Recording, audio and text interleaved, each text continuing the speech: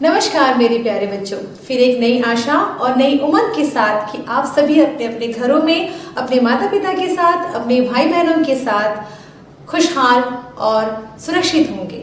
मैं अंजलि राव आप सबों का मेरी इस कक्षा में बहुत बहुत स्वागत करती हूँ। और बच्चों, मैं लेकर आई हूँ आपकी हिंदी पाठ्य पुस्तक रिमझिम कक्षा 5वीं का 12वां पाठ। और हमेशा की तरह पाठ को आपके समक्ष रखने से पहले कुछ कहानी हो जाए, है ना बच्चों। तो ये कहानी आपको इस पाठ को जानने में बहुत मदद करेगी। तो मेरे प्यारे बच्चों, कहानी है एक ऐसे राजा और एक ऐसे महाराजा की जिसका नाम था अकबर। और अकबर को तो सभी जानते ही हैं, है ना। और अकबर, एक दिन ऐसा होता है कि अकबर अपने राज दरबार में सभी मंत्रियों को उनकी समझदारी कितनी है, उनकी ज्ञान कितनी है, इसकी वो परीक्षा लेना चाहता है ना। कि मेरे मंत्रियों में इतना ज्ञान, इतना जो ज्ञान का भंडार है, मैं आज इन सभी का जो है परीक्षा लूंगा। और इस तरीके से वो सभी राज दरबारियों के समक्ष, अपने मंत्रियों के समक्ष एक प्रश्न रखते हैं। और वो प्रश्न ये था, और इसके लिए उन्होंने क्या किया, ऐसे ही एक श्याम पट पर, है ना, ब्लैक बोर्ड पर उन्होंने क्या खींच दिया, बड़ी सी लंबी सी लकीर यानी कि रेखा खींच दी। और कहा अपने दरबारियों को, अपने मंत्रियों को कहा कि आप इस रेखा को छोटा करके दिखाइएगा। अब क्या होता है, सभी जो वहां पे बैठे हुए मंत्री होते हैं वो सोचते हैं कि इसमें क्या बड़ी बात है ना। इसे आसानी से छोटा किया जा सकता है। इसे क्या किया जा सकता है, इसे मीट दिया जा सकता है, इसे हटा दिया जा सकता है और फिर इसे छोटा किया जा सकता है। तो इस प्रकार अकबर ने उनके समक्ष और एक सवाल खड़ा कर दिया और कहते हैं कि इसमें भी एक शर्त है, इसमें भी एक शर्त है कि आपको ना ही इस लकीर को, इस रेखा को मिटाना है, ना ही हटाना है, बल्कि इसे छोटा बनाना है। बिना कोई इस लकीर को, इस रेखा को हटाए, इस रेखा को क्या करना है, छोटा बनाना है। अब जो है समस्या बढ़ गई। सारे मंत्री जो है सोचने लगे कि अब कैसे इस रेखा को छोटा किया जाए। और हर मंत्रियों ने कोशिश की, है ना। हर मंत्री वहां जाते थे और देखते थे कि कैसे इस रेखा को छोटा किया जा सकता है। फिर क्या होता है कि वहां पर कोई भी मंत्री ऐसा नहीं था जो उस लकीर को, उस रेखा को छोटा कर पाता। पर एक व्यक्ति ऐसा था जिसने इस कार्य को कर दिखाया। वह कौन था? वह था बीरबल। बीरबल जाते हैं और कहते हैं कि मैं इस रेखा को छोटा कर सकता हूं। और फिर उन्होंने क्या किया, ऐसे करके उन्होंने एक रेखा उसके ऊपर खींच दिया और कहा कि देखिए, अब हो गई ना आपकी ये रेखा छोटी। तो इस प्रकार से बच्चों, बीरबल ने एक अनसुलझा हुआ सवाल, है ना, अनसुलझा हुआ सवाल जो है उन्होंने सुलझा दिया अपनी सूझबूझ से, अपनी समझदारी से। तो बच्चों, इसी प्रकार जिस भी चीज को हम हाजिर जवाबी से या अनसमझी चीज को अगर हम अपने सूझबूझ से सुलझा पाते हैं तो वही हमारा जो है ज्ञान का परीक्षा होता है, ज्ञान की सफलता होती है जो हम अपने ज्ञान अर्जित करते हैं। और उसी सूझबूझ के साथ जो हम किसी को हम हाजिर जवाबी देते हैं, पेश करते हैं, तो वही होता है एक खरा सोना, है ना। जैसे कि हमारी बीरबल जी के अंदर वो हाजिर जवाबी की एक सूझबूझ की ज्ञान थी और उन्होंने अकबर के दिए हुए प्रश्न को सही कर दिखाया और अपने सूझबूझ से उसका हल निकाल दिया। तो मेरे प्यारे बच्चों, ये छोटी सी कहानी आपके समक्ष रखने का मेरा यही एक मकसद था कि आप जो आज हम कविता पढ़ने जा रहे हैं, इसके ही आधार पर और इस पर ही निर्भर करता है हमारा यह कविता जो आज हम पढ़ने जा रहे हैं हमारे पाठ्य पुस्तक पाठ 12 में। और उस पाठ का नाम है गुरु और चेला। आज हम पाठ पढ़ेंगे गुरु और चेला। तो चलिए हम इस कविता को पढ़ते हैं और कविता को पढ़ते वक्त हम इसके भावों को समझने की भी कोशिश करेंगे, है ना बच्चों। तो गुरु और चेला कविता हम शुरू करते हैं। गुरु एक थे, एक था एक चेला, चले घूमने पास में था नधेला। चले चलते चलते मिली एक नगरी, चमाचम थी सड़कें चमाचम थी डगरी। तो बच्चों, गुरु एक थे, है ना। इस पाठ में गुरु और चेला की जो एक साझेदारी है उसे बताया गया है बच्चों। और फिर आखिरकार क्या होता है ये भी मैं आपको लाइन लाइन में पंक्तियों के साथ जो है मैं आपको बताती जाऊंगी कि गुरु एक थे, एक गुरु था। गुरु यानी कि जो आपको शिक्षा देता है, सीख देता है ना, आपको ज्ञान देता है, उसे हम गुरु कहते हैं। और था एक चेला, उसका शिष्य था जो ज्ञान ले रहा था। और चले घूमने पास में था न धेला, घूमने तो चले गए पर उनके पास कुछ भी नहीं था। धेला यानी कि उनके पास कोई भी पैसा नहीं था। और चले चलते चलते मिली एक नगरी, है ना। चलते चलते एक नगरी में पहुंच जाते हैं, यानी कि एक नगर में पहुंच जाते हैं जहां पर चमाचम थी सड़कें चमाचम थी डगरी, जहां पर चमकती हुई सड़कें दिख रही थी और चमकती हुई डगर दिख रही थी, यानी कि गलियां भी चमकती हुई नजर आ रही थी।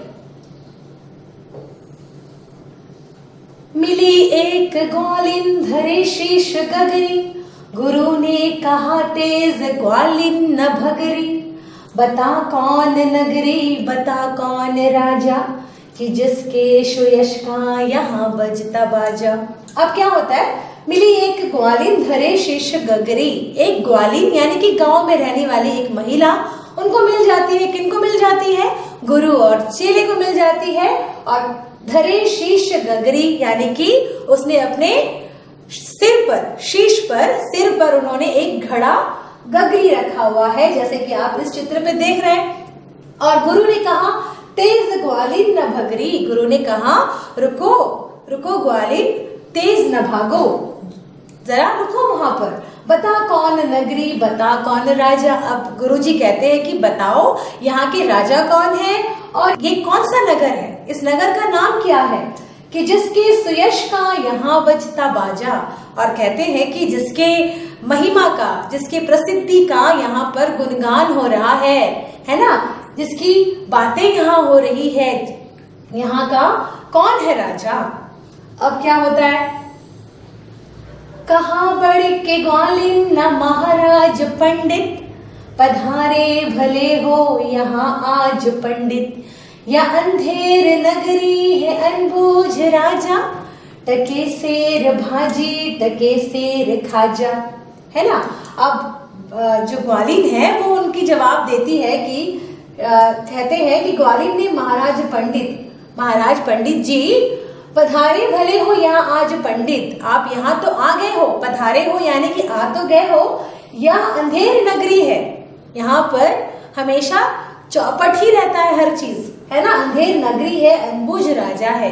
ये जो नगरी है वो अंधेर है यानी कि अच्छी नहीं है। और अनबुझ राजा यानी कि जो यहाँ पे राजा है वो मूर्ख है, समझदार नहीं है। और टके सेर भाजी टके सेर खाजा, है ना। यहाँ पर हर चीज आपको भाजी हो या खाजा हो, वो सारी चीज आपको एक ही दाम में मिलते हैं। टके सेर यानी कि एक ही दाम में एक ही कीमत होती है उसकी। गुरु ने कहा जान देना नहीं है, मुसीबत मुझे मोल लेना नहीं है। न जाने कि अंधेर हो कौन क्षण में, यहाँ ठीक रहना समझता न मन में। गुरु ने कहा जान देना नहीं है। अब गुरु कहते हैं कि मुझे तो यहाँ पर अपना जान गवारा नहीं है बाबा, मुझे जान नहीं देना है अपना, ना ही मुसीबत मोल लेना है, ना ही मुझे कोई भी मुसीबत में पड़ना है। न जाने कि अंधेर हो कौन क्षण में, ना जाने क्या हो सकता है ना। कोई भी अनदेखा अनजाना कुछ भी चीज हो सकता है, अंधेर हो सकता है यानी कि कोई भी खराबी हो सकती है। यहाँ ठीक रहना समझता न मन में, हमारे मन में यहाँ पर रुकना ठहरना ठीक नहीं लग रहा है। अब गुरुजी ये कहते हैं, गुरु ने कहा किंतु चेला न माना, गुरु को विवश हो पड़ा लौट जाना। गुरुजी गए रह गया किंतु चेला, यही सोचता हूँगा मोटा अकेला। अब गुरु ने कहा, गुरु ने तो कह दिया कि मुझे यहाँ पर न ठहरना है न रुकना है, मुझे ना मुसीबत को मोल लेना है, परंतु चेला नहीं मानता है ना। गुरुजी कहते हैं कि मैं तो जा रहा हूँ, पर चेला नहीं मानता है। गुरु को विवश हो पड़ा लौट जाना। गुरु ने मान लिया अपने मन को और वो वापस लौट गया, पर गुरुजी तो गए, रह गया चेला, रह गया केवल चेला। चेला वहां पर रह गया और यही सोचता रहूंगा मोटा अकेला, है ना। और चेला सोचता है कि गुरुजी को सोचते हैं कि मैं तो यहाँ पर मोटा अकेला रह गया हूँ, अब गुरुजी तो यहाँ से चले गए हैं। चला हाट को देखने आज चेला, तो देखा वहां पर अजब रेल पेला। टके सेर हल्दी, टके सेर जीरा, टके सेर ककड़ी, टके सेर खीरा। अब क्या होता है, चेला जो है अब घूमने की फिराक में है ना। चेला को अब घूमना है पूरे हाट पे, यानी कि बाजार घूमना है। चला हाट यानी बाजार को देखने आज चेला, तो देखा वहां पर अजब रेल पेला, वहां पर कुछ अजीब व गरीबी हो रहा था। टके सेर हल्दी यानी कि 1 पैसे में ही हल्दी मिल रही है और 1 पैसे में ही जीरा मिल रहा है, और 1 पैसे में ककड़ी मिल रही है और 1 पैसे में ही खीरा मिल रहा है। यानी कि जो भी चीजें हैं वो 1-1 पैसे में ही मिल रहा है। टके सेर मिलती थी रबड़ी मलाई, बहुत रोज उसने मलाई उड़ाई। सुनो और आगे का फिर हाल ताजा, थी अंधेर नगरी था अनबोझ राजा। अब टके सेर यानी कि 1 ही पैसे में रबड़ी मलाई भी मिल रही थी और बहुत रोज उसने मलाई उड़ाई, और इस वजह से उसने बहुत सारी मलाई भी खाई थी। सुनो और आगे का फिर हाल ताजा, यानी कि और आगे का भी हाल सुनिए कि आगे क्या होता है। थी अंधेर नगरी, है ना। अंधेर नगरी यानी कि जो नगर था, जो बस्ती थी, उसकी भी हाल सुनिए, और जो अनबुझ राजा यानी कि ना समझ राजा है, उनका भी हाल सुनते हुए आगे चलिए। बरसता था पानी, चमकती थी बिजली, थी बरसात आए दमकती थी बिजली।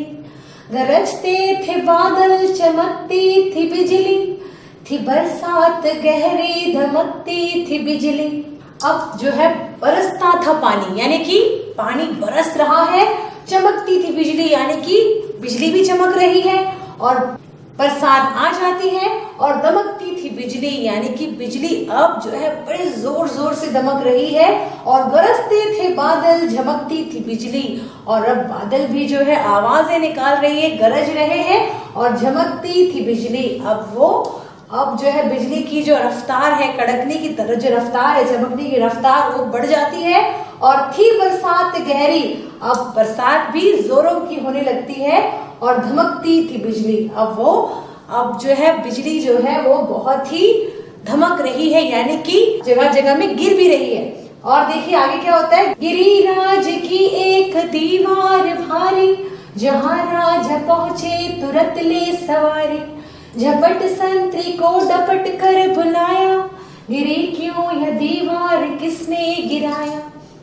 अब क्या होता है, जब बिजली कड़कने लगती है और चमकने लगती है और धमक कर गिर जाती है, तो गिरी राज्य की एक दीवार भारी। अब एक राज्य की जो दीवार होती है ना, वो गिर जाती है, और जहां राजा पहुंचे तुरंत ले सवारी। अब गिरने के तुरंत ही बाद राजा जो है वहां पर सवारी लेते हुए पहुंच जाते हैं। और झपट संतरी को डपट कर बुलाया।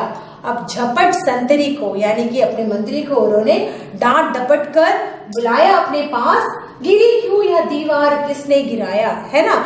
गिरी है ये क्यों दीवार, है ना। वो बोलते हैं, डांटते हैं और चिल्लाते हैं कि कैसे ये दीवार गिर गई है और किसने इसको गिराया है। कहा संतरी ने महाराज साहब, न इसमें खता मेरी न मेरा है करतब। यह दीवार कमजोर पहले बनी थी, इसी से गिरी या न मोटी घनी थी। अब संतरी जी महाराजा के सामने हाथ जोड़कर बोलते हैं कि महाराज साहब, है ना इसमें खता मेरी, इसमें कोई गलती मेरी नहीं है, ना मेरा कर्तव्य है, ना ही मेरा किया हुआ काम है। अब यह दीवार कमजोर पहले बनी थी, ये दीवार जो थी वो पहले से ही कमजोर बनी थी और इसी से गिरी, यह ना मोटी घनी थी और इसी से ये गिर गई है। और क्योंकि ये मोटी घनी नहीं थी, यानी कि इसमें जो है ये बहुत कमजोर दीवार थी, इसकी वजह से ये दीवार बहुत जल्दी गिर गई। और इसके बाद देखिए, खता कारीगर की महाराज साहब, न इसमें खता मेरी या मेरा कर्तव्य। बुलाया गया कारीगर झट वहां पर, बिठाया गया कारीगर झट वहां पर। खता कारीगर की महाराज साहब, अब संतरी जी बोलते हैं कि ये जो गलती है किसने किया है ना, कारीगर ने किया है, जिसने इस दीवार को बनाया है इसी ने ये गलती किया है। ना इसमें खता मेरी या मेरा कर्तव्य, ना मेरी गलती है और ना ही ये मेरा कार्य है। बुलाया गया कारीगर झट वहां पर। अब किसको बुलाया गया? फटाफट झटपट जो है अब कारीगर को बुलाया गया, क्योंकि उसी ने तो दीवार बनाई थी। और बिठाया गया कारीगर झट वहां पर, और उनको बिठाया जाता है और पूछा जाता है, क्या पूछा जाता है? कहा राजा ने कारीगर को सजा दो, खता इसकी है आज इसको कजा दो। कहा कारीगर ने जरा की न देरी, महाराज इसमें खता कुछ न मेरी। अब राजा जी कहते हैं कारीगर को सजा दे दो, है ना, इसको सजा दे दो, क्योंकि इसी ने ये कार्य किया है, इसी ने इस दीवार को बनाया था और इसने कमजोर बनाया था, इसकी वजह से सीधे इसको सजा दे दो। अब खता इसकी है और इसी की ही कजा है और इसी की करतूत है, इसी ने ही इसको बनाया है, इसलिए सजा इसको ही मिलनी चाहिए। और कहा कारीगर ने जरा की ना देरी। अब कारीगर जो है डर जाता है, क्योंकि उसको सजा मिलने वाली है। अब वो कहता है महाराज इसमें मेरी कोई भी खता नहीं है, मेरी इसमें कोई भी गलती नहीं है, मैंने कोई गलती नहीं किया है। या भिष्टी की गलती या उसकी शरारत, किया गारा गीला उसी की है गफलत। कहा राजा ने जल्द भिष्टी बुलाओ, पकड़कर उसे जल्द फांसी चढ़ाओ।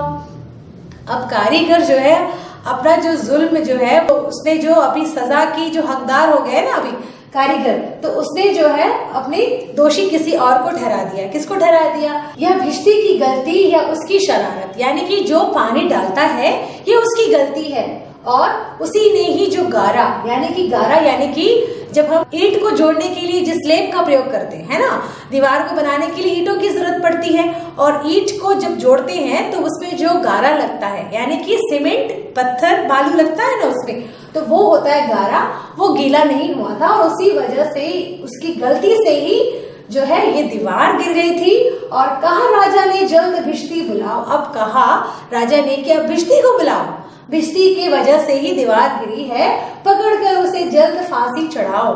अब उसे पकड़ो और उसे फांसी पर चढ़ा दो। चला आया भिष्टी हुई कुछ न देरी, कहा उसने इसमें खता कुछ न मेरी।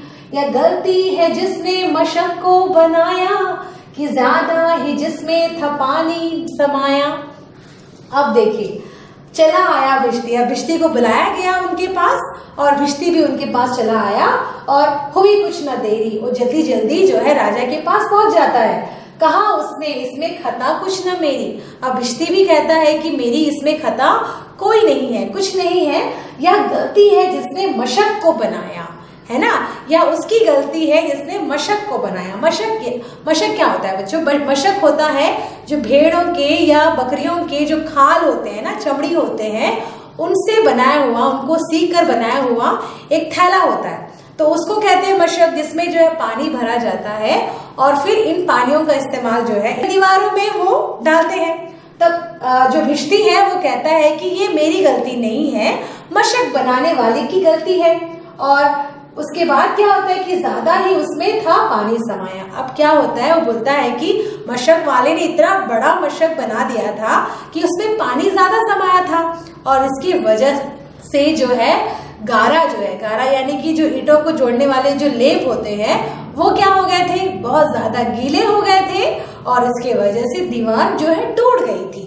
अब देखिए एक के बाद जो है वो अपने अपने दोष को वो दूसरों को देते हुए जा रहे हैं। मशक वाला आया हुई कुछ न देरी, कहा उसने इसमें खता कुछ न मेरी, या मंत्री की गलती है मंत्री की गफलत, उन्हीं की शरारत उन्हीं की है हिकमत।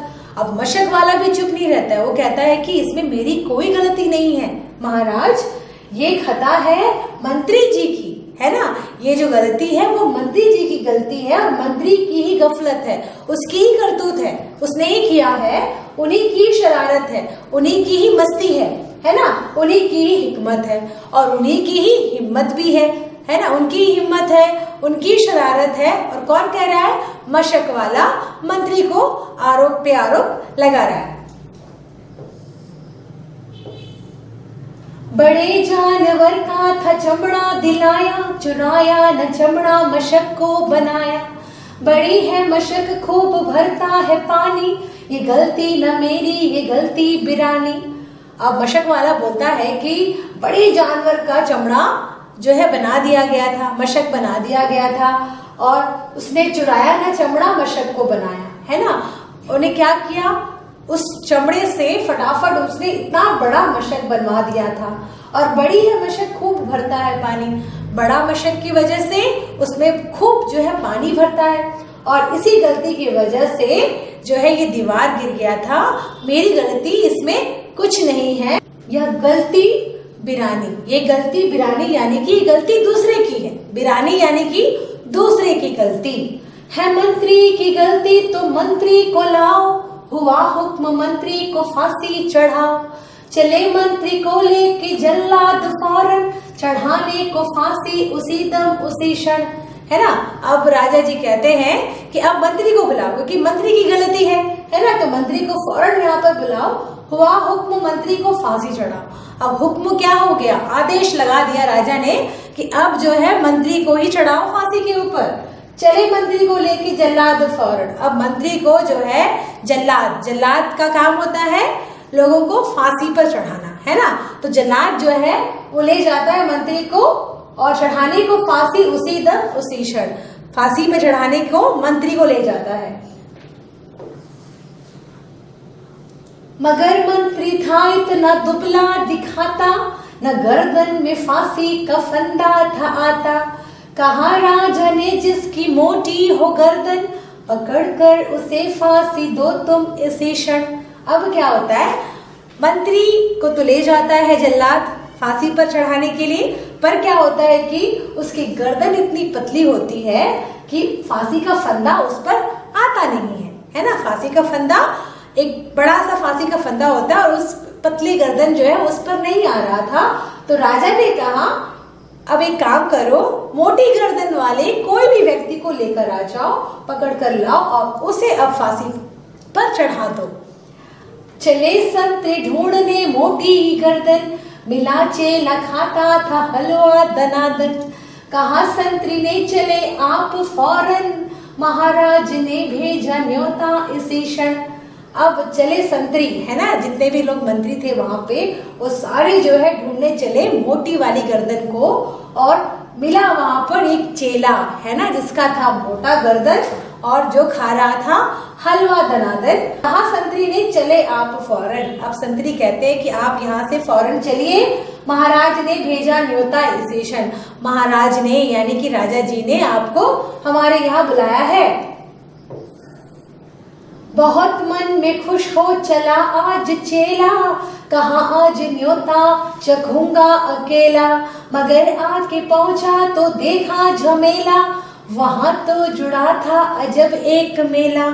अब जैसे ही उन्होंने सुना कि राजा जी ने मुझे बुलाया है, तब चेला जो है बहुत खुश हो जाता है और कहता है कि अब तो मैं वहां पर न्योता मिला है तो मैं वहां पर अच्छे अच्छे व्यंजन चखूंगा, बहुत सारे पकवान खाऊंगा, मगर आके पहुंचा तो देखा झमेला। पर जैसे ही वहां पहुंच जाता है तो झमेला देखता है, परेशानी देखता है, वहां तो जुड़ा था अजब एक मेला, है ना, वहां पर कुछ और ही चल रहा था, अजब सा कुछ अजीबोगरीब जो है वहां पर मेला हो रहा था, यानी कि अजीबोगरीब वहां पर दास्तान चल रही थी। या मोटी है गर्दन इसे तुम बढ़ाओ, कहा राजा ने इसको फांसी चढ़ाओ, कहा चेले ने कुछ खता तो बताओ, कहा राजा ने चुप न बक बक मचाओ। अब मोटी है गर्दन, तुम इसे ले जाओ, है ना। अब इसकी जो है गर्दन मोटी है, अब इसे जो है फांसी पर चढ़ा दो। अब चेले ने कहा कि इसमें मेरी खता तो बताइए हुजूर, मेरी क्या गलती है, मुझे थोड़ा तो बताइए मेरी गलती। कहा राजा ने चुप ना बक बक मचाओ। अब राजा ने कहा चुपचाप हो जाओ, चुप हो जाओ, बिल्कुल चिल्लाओ मत, बिल्कुल बक बक मत करो, एकदम चुपचाप खड़े हो जाओ। मगर था न बुद्धू था चालाक चेला, मचाया बड़ा ही वहीं पर झमेला। कहा पहले गुरुजी के दर्शन कराओ, मुझे बाद में चाहे फांसी चढ़ाओ। अब बुद्धू तो नहीं था हमारा चेला, है ना, वो मूर्ख नहीं था, ना ही बुद्धू था, वो था बड़ा ही चालाक चतुर, और उसने मचाया बड़ा ही वहीं पर झमेला। उसने वहां पर झमेला कर दिया, परेशानी खड़ी कर दी सबके लिए, और कहा पहले गुरुजी को, है ना, पहले मेरे जो गुरुजी हैं, जो मेरे शिक्षक हैं, है ना, जिसने मुझे सिखाया पढ़ाया लिखाया, आप उसे मेरी दर्शन तो करा दीजिए, मैं उनका दर्शन लेना चाहता हूँ, मैं उन्हें देखना चाहता हूँ, और मुझे बाद में चाहे फांसी चढ़ा दो, पहले मुझे उनका दर्शन तो करा दीजिए और उसके बाद मुझे चाहे फांसी पर चढ़ा दीजिए। गुरुजी बुलाए गए झट वहां पर, कि रोता था चेला खड़ा था जहां पर। गुरुजी ने चेले को आकर बुलाया, तुरंत कान में मंत्र कुछ गुनगुनाया। अब गुरुजी भी वहां पर बुलाए गए, है ना, और वहां पर गुरुजी ने देखा कि मेरा चेला तो रो रहा है, बिलख रहा है, परेशान है, और गुरुजी ने चेले को आकर बुलाया। गुरुजी आते हैं और अपने चेले को बुलाते हैं, तो अब क्या होता है कि तुरंत कान में मंत्र कुछ गुनगुनाया। अब गुरुजी ने अपने चेले के कान में कुछ बोलते हैं, मंत्र गुनगुनाते हैं, मंत्र बताते हैं। झगड़ने लगे फिर गुरु और चेला, मचा उनमें धक्का बड़ा रेल पेला। गुरु ने कहा फांसी पर मैं चढ़ूंगा, कहा चेले ने फांसी पर मैं मरूंगा। अब क्या होता है, जैसे ही गुरुजी उनके चेले के कान में कुछ बोलते हैं, मंत्र पढ़ते हैं, वैसे ही दोनों झगड़ने लगते हैं। गुरु और चेला जो है उस वक्त लड़ाई करने लगते, झगड़ने लगते हैं, मचा उनमें धक्कम धक्की, दोनों में धक्कम धक्की चलने लगती है। और गुरु ने कहा फांसी पर मैं चढ़ूंगा।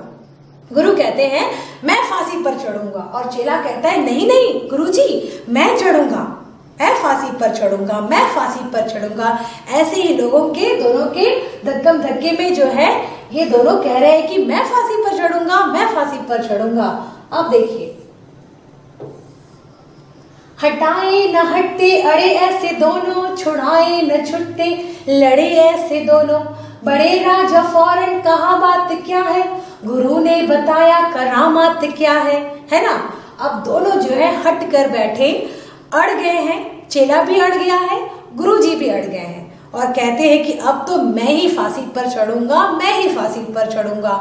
अब ये देखकर राजा जी बड़े ही परेशान हो गए और कहते हैं उनसे कि गुरुजी बात क्या है, किस बात पे आप दोनों लड़ाई कर रहे हैं, और फांसी पर चढ़ने में आप दोनों क्यों इतना परेशान हो रहे हैं, आप दोनों ही फांसी पर चढ़ने को इतना क्यों आतुर है, इतना क्यों आप बड़े ही बेचैन हैं।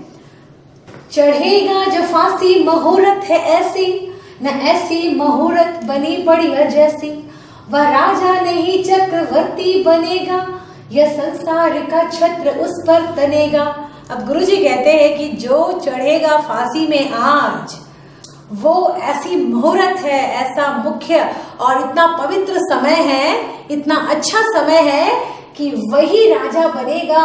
राजा नहीं बल्कि चक्रवर्ती बनेगा, यानी कि पूरी दुनिया का, पूरे संसार का राजा बनेगा, और उस पर ही पूरे संसार का छत्र जो है उस पर तनेगा, यानी कि ताज वो पहनेंगे, पूरे देश का, पूरे संसार का ताज उन पर तनेगा। और कहा राजा ने बात सच कर गई, गुरु का कथन झूठ होता नहीं है। कहा राजा ने फांसी पर मैं चढ़ूंगा, इसी दम फांसी पर मैं ही टंगूंगा। अब राजा जी सोचने लगे कि वाकई में ऐसा होगा क्या। गुरुजी के जो बात होते हैं, जो गुरुजी कहता है वो हमेशा सत्य कहता है ना, वो उनको पता था। और वो कहते हैं कि नहीं बाबा नहीं, कोई नहीं चढ़ेगा, अब इस फांसी पर तो मैं ही चढ़ूंगा, इस फांसी पर तो मैं ही चढ़ूंगा। किसने कहा? राजा जी ने कहा। और क्या होता है? चढ़ा फांसी राजा, बजा खूब बाजा, प्रजा खुश हुई जब मरा मूर्ख राजा, बजा खूब घर घर बधाई का बाजा, थी अंधेर नगरी था अनभुज राजा। अब जैसे ही राजा फांसी पर चढ़ते हैं और लोगों की जो है वो जो लोग बहुत खुश हो जाते हैं, बाजा बजने लगता है, शहनाई बजने लगती है और डंका बजने लगता है, क्योंकि सभी लोग इस राजा से परेशान थे। और बजा खूब घर घर बधाई का बाजा, है ना, लोग घरों घर में जो है दिया जलाने लगे, खूब खूब बधाई बांटने लगे और घर पर जो है बाजा बजने लगे, शहनाई बजने लगी, खुश होने लगे। थी अंधेर नगरी था अनबुझ राजा, क्योंकि ये अंधेर नगरी थी और जिसका राजा अनबुझ था यानी कि मूर्ख था, और मूर्ख के मर जाने पर किसी को आपत्ति नहीं होती है। राजा जी इतने मूर्ख होने पर लोग जो है बड़े परेशान थे उनसे, और वो बिल्कुल भी उनसे जो है सहमति नहीं लेते थे। हमेशा राजा जो है उनके खिलाफ होते थे, उनके हक में नहीं रहते थे, और इसकी वजह से प्रजा यानी कि लोग उनसे बड़े परेशान रहते थे। और जैसे ही राजा जो है फांसी पर चढ़ जाते हैं और लोगों के मन में और उनके घरों में जो है खुशियों की बौछार आ जाती है ना, खुशियों का बहार यानी कि खुशियां भर जाती है। तो इस प्रकार बच्चों आपने देखा कि कितनी सुंदर कविता लिखा है, जिनके जो कवि है वो है सोहन लाल द्विवेदी, है ना। सोहन लाल द्विवेदी ने इन प्यारी सी कविता को, गुरु और चेला कविता को उन्होंने लिखा है, और उन्होंने ये समझाने की कोशिश की है कि यदि चेला गुरु का साथ छोड़ देता है तो चेला आफत में पड़ जाता है ना। जब हम अपने शिक्षक का या अपने बड़ों का कहना नहीं मानते हैं तो हम मुसीबत में पड़ जाते हैं। और साथ ही साथ हमने ये भी सीखा, ये भी उन्होंने सीख दिया कि अंत में क्या होता है, बुराई की हार हो जाती है ना। अंत में जो है राजा मर जाता है, यानी कि बल्कि चेला मरने वाला था, है ना, चेला मरने वाला था बेवजह, और चेला की कोई भी उसमें गलती नहीं थी। और फिर देखा ना आपने कि गुरुजी के सूझबूझ ने, है ना, गुरुजी के समझदारी ने, उनके सूझबूझ ने कठिनाई को भी दूर कर दिया, है ना, कठिनाई का जो है हल निकाला, और उन्होंने उस मूर्ख यानी कि बेवकूफ राजा को मार दिया, है ना। उनके जो है सूझबूझ के कारण जो बेवकूफ राजा था वो मर चुका और चेला की जो है जान बच गई। तो इस प्रकार से ऐसे सूझबूझ से जो है, गुरु की सूझबूझ से जो है, जिस प्रकार से इस कविता का अंत हुआ ये देखने लायक था। तो मेरे प्यारे बच्चों, मेरी आपसे ये गुजारिश है कि आप इस कविता को इसी प्रकार से, इसी लय तुक से पढ़िए, गाइए और इसको फिर से समझने की कोशिश करें अपने आप से, और इसमें छुपे हुए भाव को, इस मुहावरों के अंदर, इस दोहे के अंदर जो भाव छुपे हुए हैं उनको भी समझने की कोशिश करें। और बच्चों, और आप ये भी और पता करें कि ऐसे ही सूझबूझ से और भी बहुत सारी कहानी होंगी, ऐसे ही बहुत सारी कविता होंगी जो सूझबूझ के कारण जो है बड़े से बड़े परेशानी का भी हल निकल जाता है। ये आप पता करें अपने बड़ों से या अपने दोस्तों से, और फिर अपने एक दूसरों को आप इसे सुनाइएगा, जानिएगा। तो बच्चों, अब तक के लिए इतना ही।